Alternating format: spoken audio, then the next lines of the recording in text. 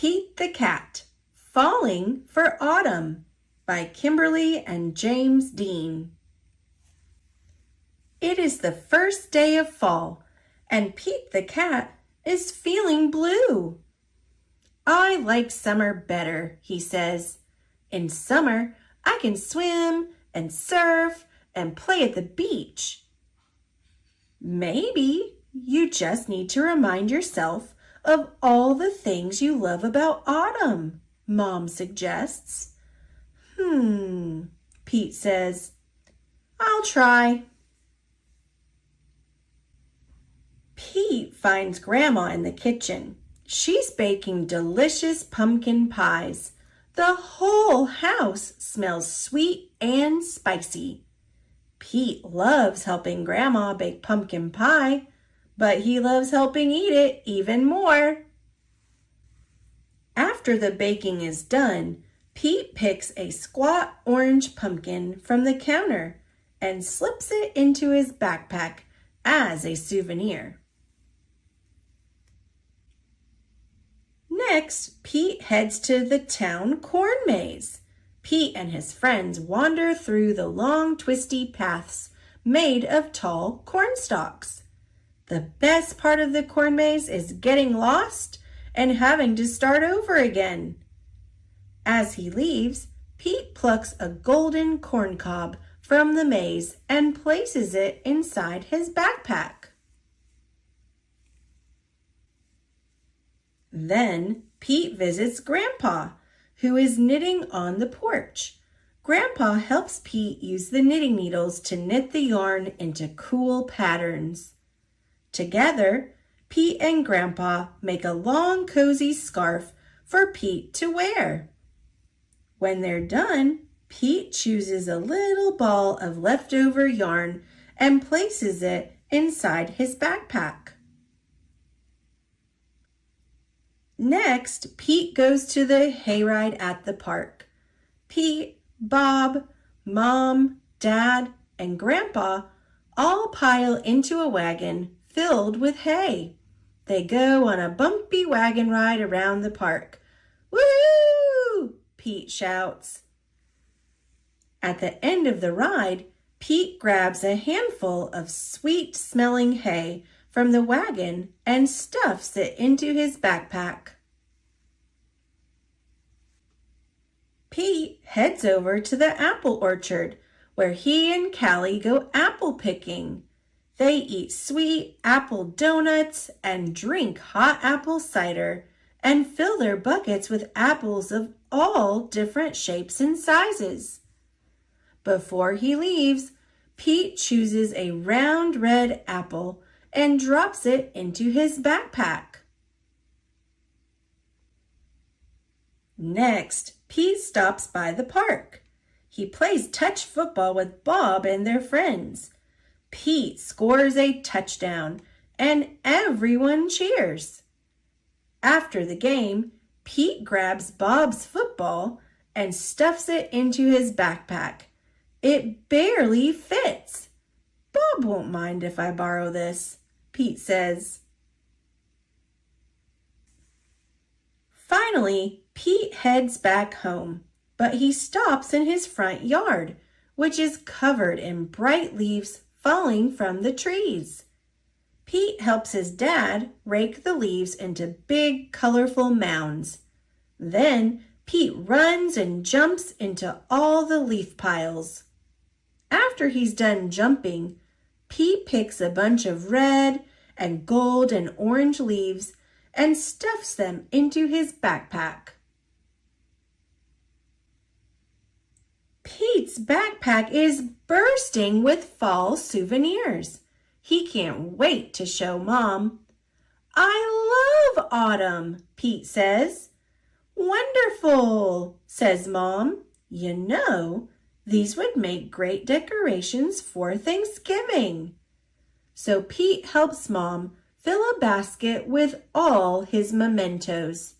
They place the basket at the center of the table. You did a great job, Pete, says Mom. It's beautiful, says Dad. Is that my football? Asks Bob. Just then, the doorbell rings. The Thanksgiving guests are here. All of Pete's family and friends gather around the dining room table. They tell stories and laugh at jokes while they eat. Everyone is having a great time. Pete looks around the table and smiles. He loves lots of things about autumn, but Pete knows what he loves most all year long: his family and friends.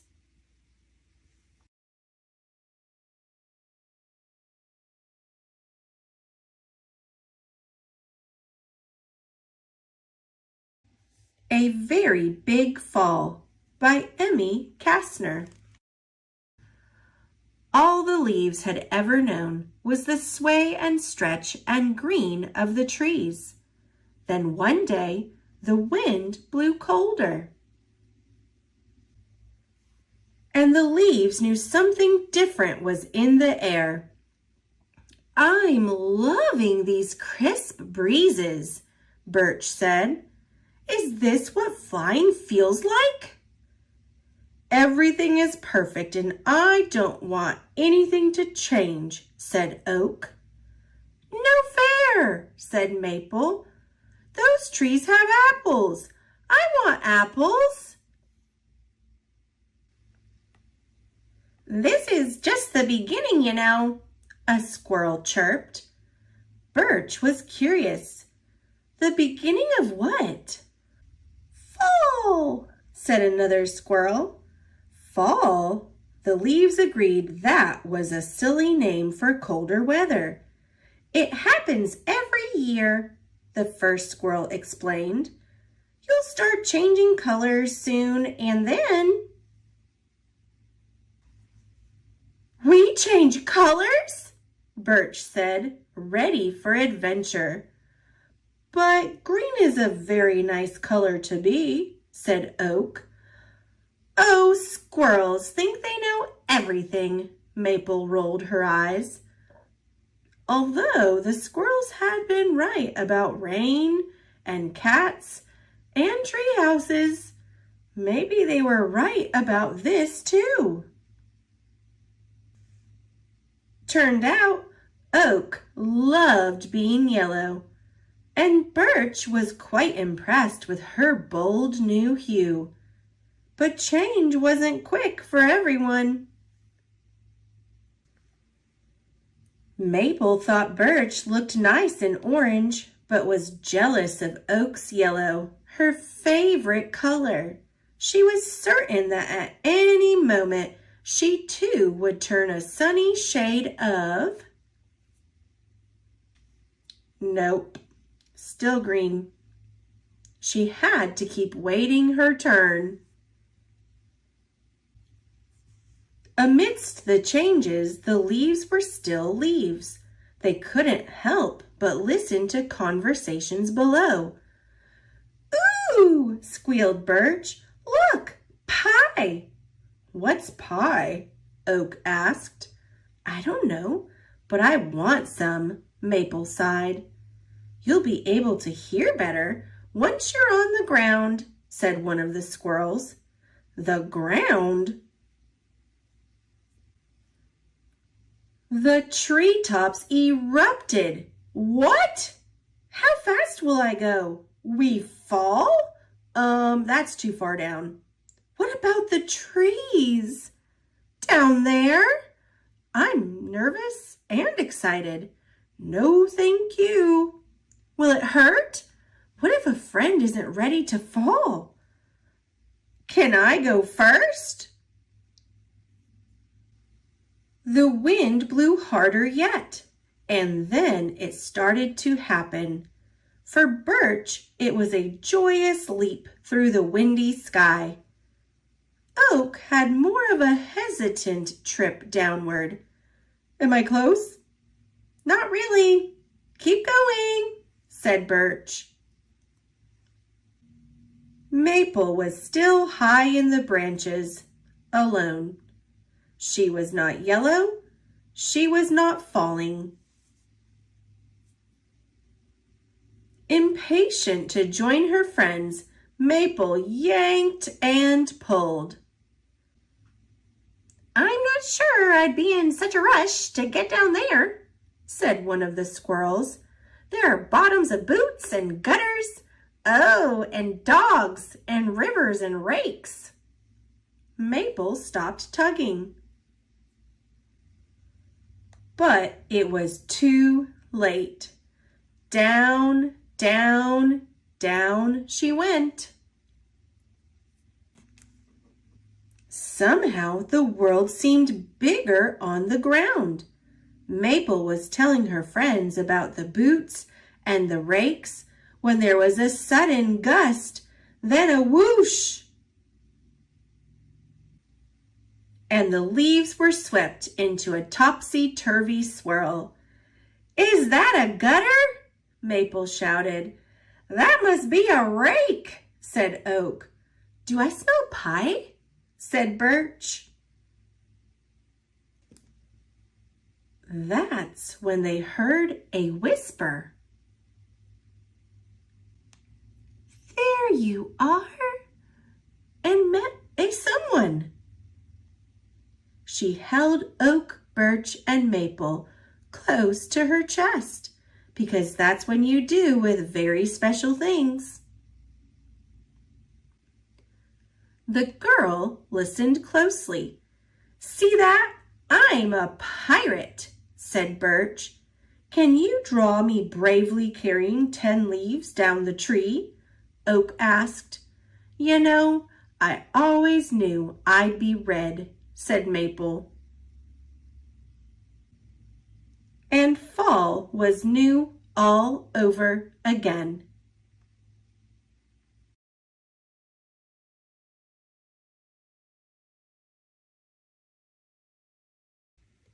Fletcher and the Falling Leaves by Julia Rawlinson, pictures by Tiffany Beek.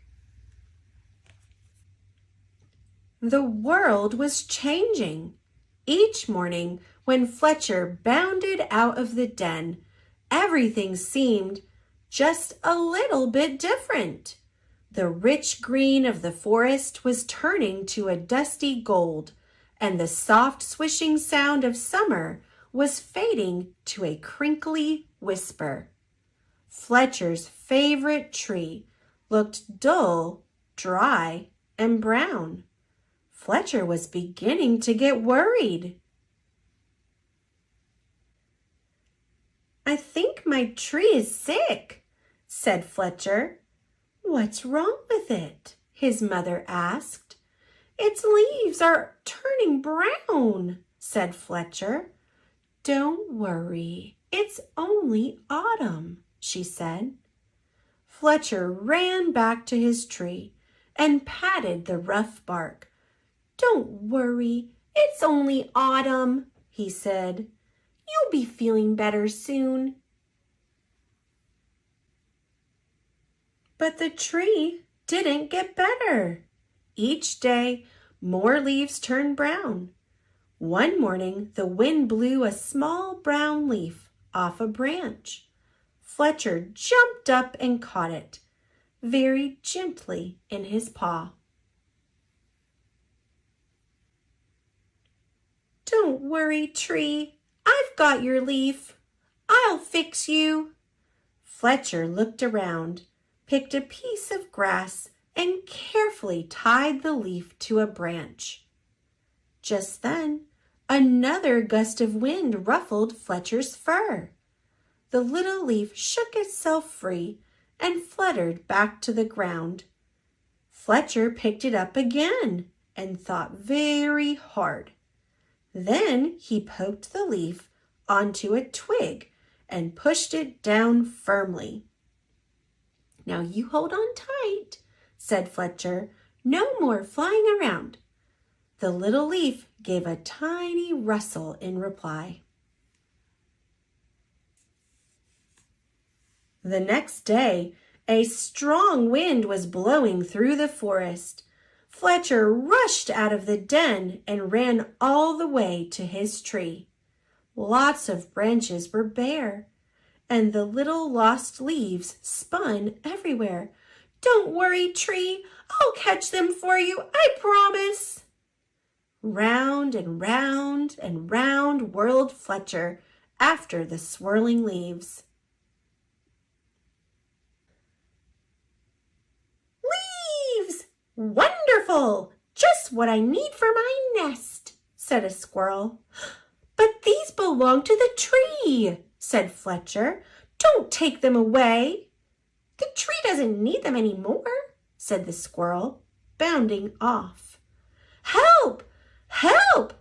The wind and the squirrel are stealing our leaves," cried Fletcher. "Leaves! Terrific!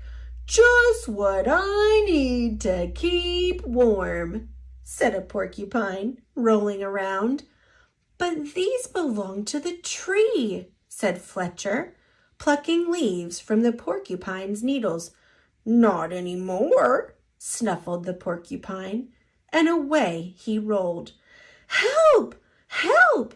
The wind, the squirrel, and the porcupine are stealing our leaves," cried Fletcher.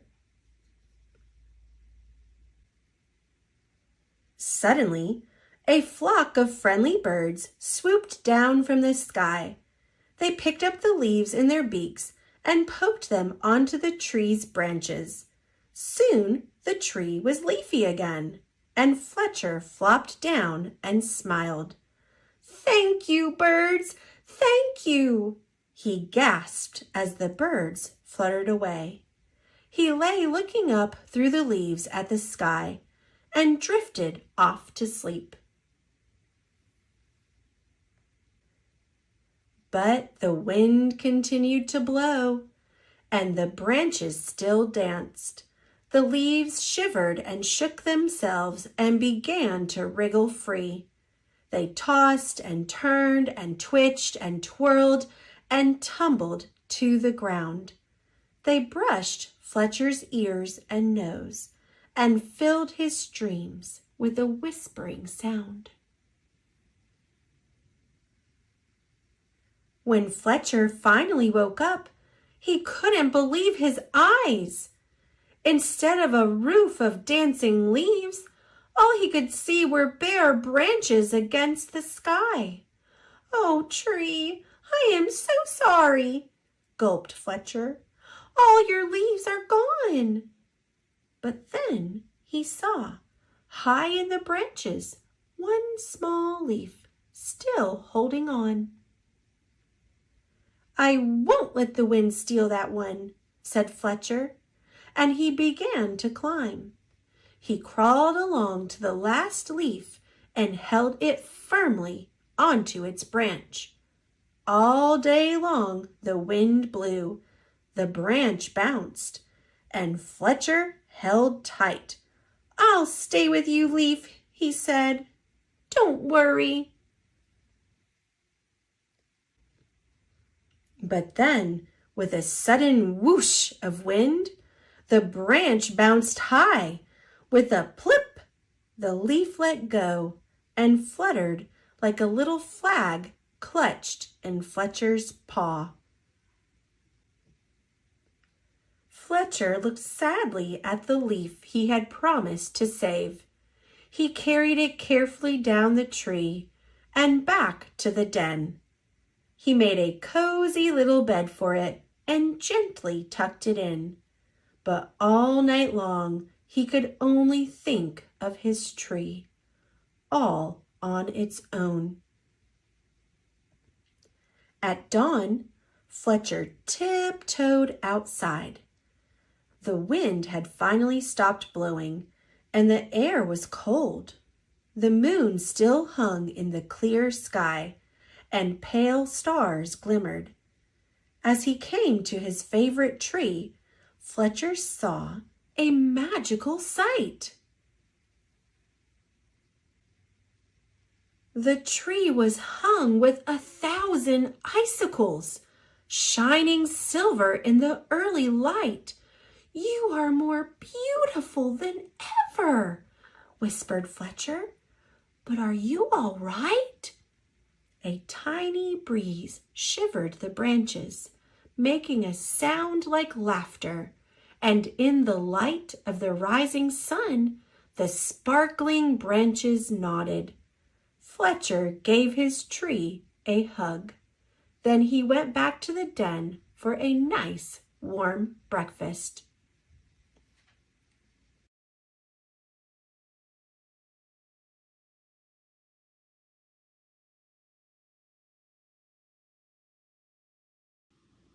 Fall is for School by Robert Newbecker. Fall is time for school. That is really uncool. Fall is here. It's time for school. The summer's in the past. I'm staying here. I will not go. Vacation went too fast. Fall is time for turning leaves. The weather's growing cool. Fall is here. Come on with me. It's time to go to school. School is really not my thing. You go on alone. I'll be fine all by myself, sitting here at home. Let's go and meet your teacher. You're going to look so nice. Tuck in your shirt and tie your shoes. You must take my advice. Teacher? Teacher? Sister? No, I do not think that I can go. In school we'll learn of Romans who really were no dummies, and the pyramids in Egypt all filled up with mummies. Dinosaurs and carnivores, mighty Tyrannosaurus, giant tigers, woolly mammoths really were enormous.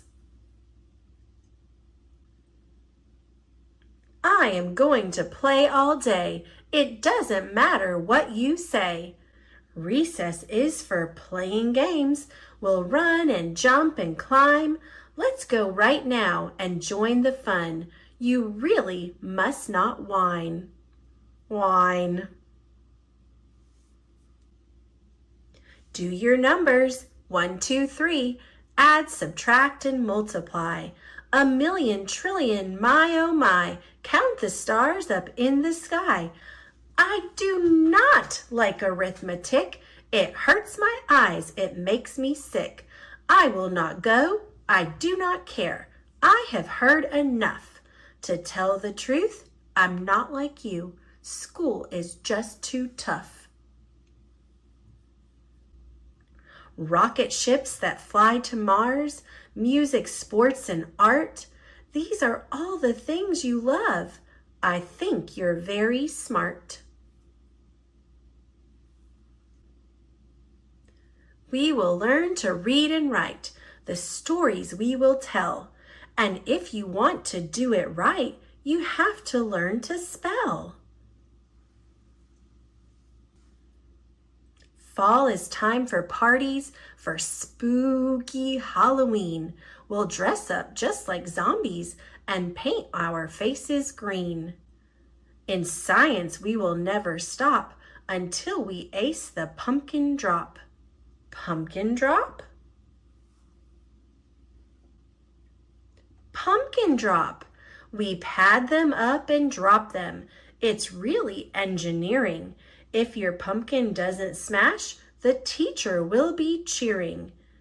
Is that something I can do? And everyone is going? Staying home day after day was getting kind of boring.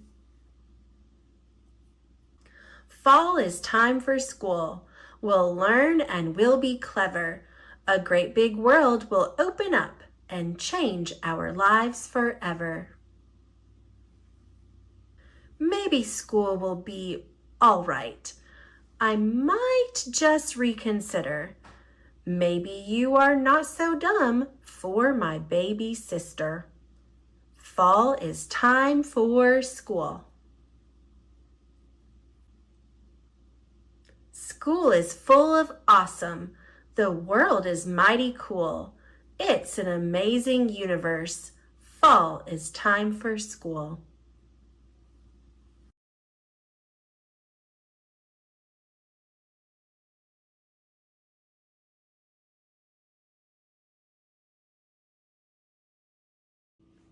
Acorn was a little wild.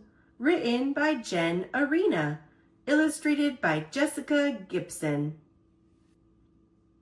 Acorn was a wild little thing, pointy on one end and capped on the other.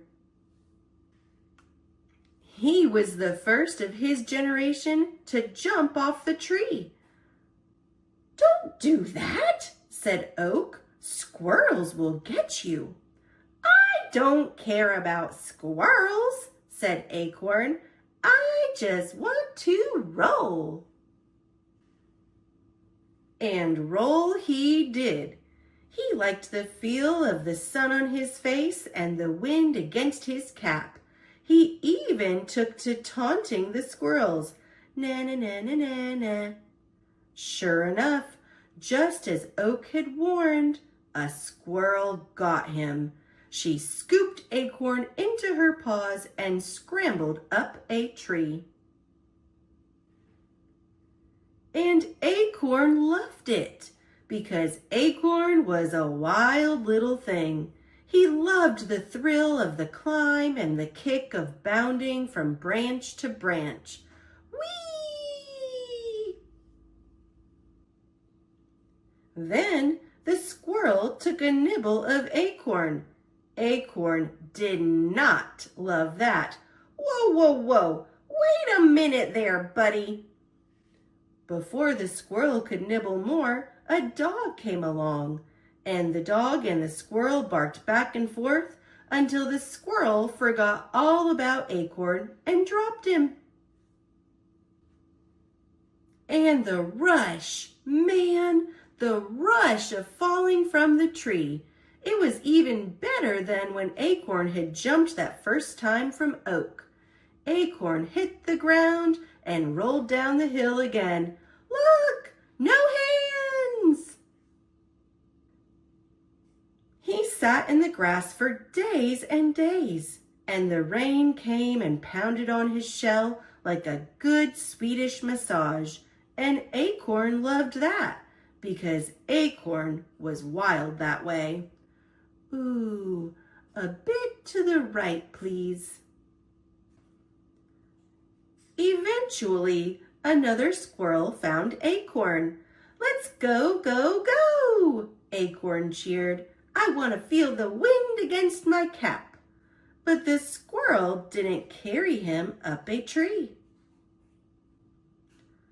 The squirrel took Acorn and buried him deep in the ground, and that was no fun at all. But after a while, Acorn noticed cool things going on down there.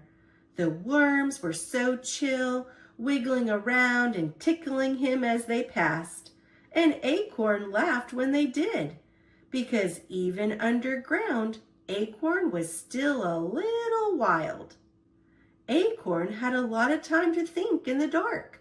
He felt as if he was changing. He didn't quite understand, because he'd been the same wild little Acorn for so long. But changing was an adventure, so Acorn was all in. After a while, Acorn found himself stretching and stretching and pushing hard, and then he felt the sun for the first time in ages. Acorn had grown out of his cap and popped right up through the ground, and it was so cool. He liked it so much, he put down a few more roots and kept on growing, day after day, week after week, month after month, year after year. Acorn hadn't lost his wild side. Sometimes He shook his leaves after a summer storm and Rumble laughed when the squirrels got all wet. And if a fox peed on his trunk, he dropped a stick on its noggin. Dink! He never told another acorn, "Don't do that." He always said, "Go for it." And when the sun was low and the moon was high and the owls hooted in the night, he called all his friends together, and he loved every minute because Acorn was an oak. But still a little wild inside.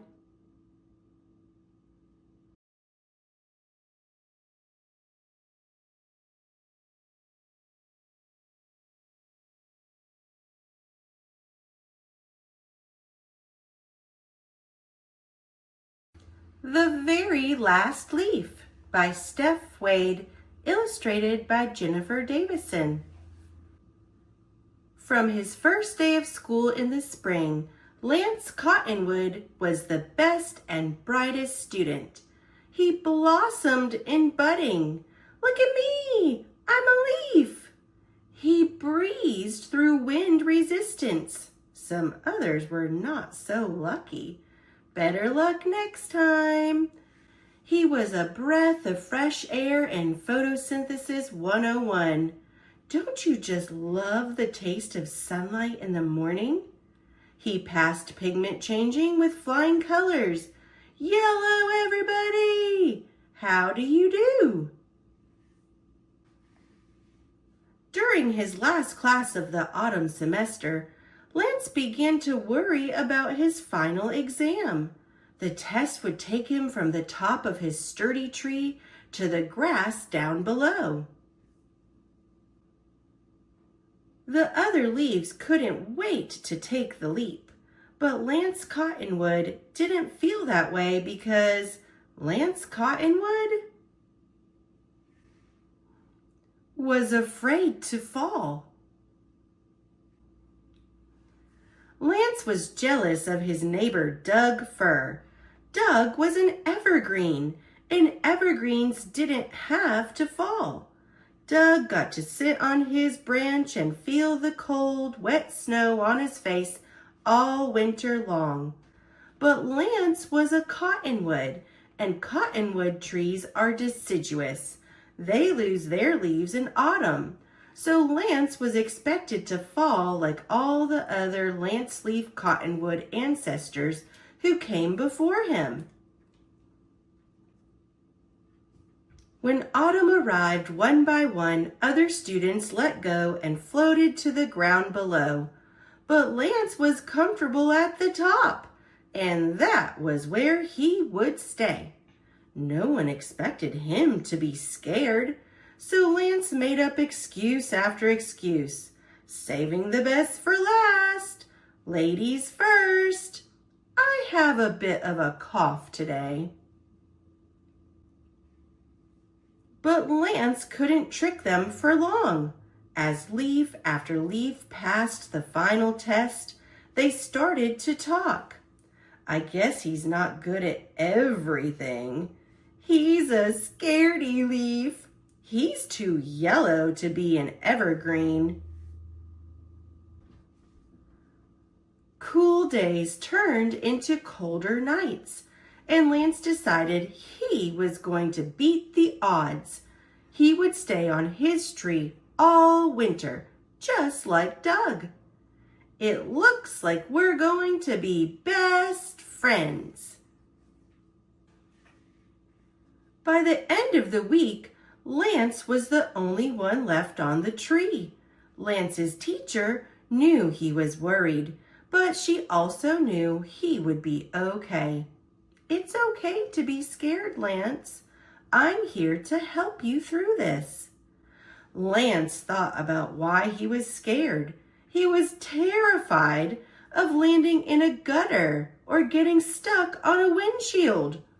Or worst of all, falling where the dog did his business. After talking about his worries, Lance felt a little better, and when he looked down again, things didn't look so bad. Some kids had made a leaf pile to jump into. Other kids were collecting leaves for crafts. Lance's friends were happy. They were safe, and they looked like they were having fun. Lance knew it was time to take the leap. Lance's teacher assured him he could do it. He was one of the hardest working students in class. The other students cheered him on from down below. They were right. He could do it. He worked hard. He studied hard. He knew his stuff. Lance loved Doug, but Lance wasn't an evergreen and never would be. Lance looked below. He took a deep breath, and with stem quivering, he let go. Practicing what he studied, Lance focused and floated gently to the pile below. Lance Cottonwood may have been the last one to finish his test, but he did not fail. He was once again on top. You did it, Lance. The gang's all here. Progress report. Tree type, lance leaf cottonwood. Scientific name, Populus acuminata. Length, 2.4 inches. Classes, budding. Each leaf is expected to grow from a small bulb-like projection on a branch into a leaf. Lance bloomed beautifully. Grade A. Wind resistance. Having strong wind resistance helps a leaf stay on its branch until it's time to fall.